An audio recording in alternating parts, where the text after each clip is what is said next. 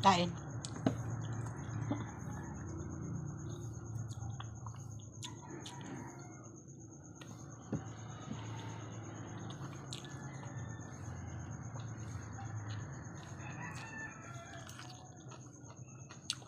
Pag kumakain ako ng pino, hindi ko kinakain yung buto.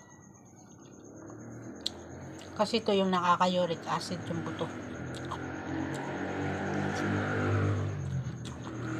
Tsaka hindi ko sinasangkapan. Kasi bawal sa akin yung maasim, maanghang, o diba yung sausawan nito, suka, paminta.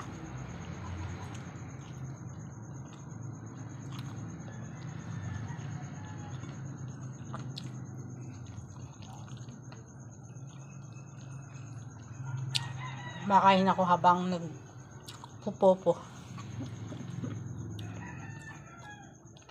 Buti pa dito, magsusweldo ako.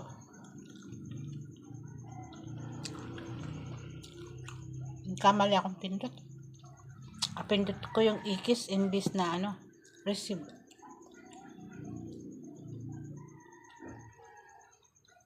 Walang kamang tayong itlog.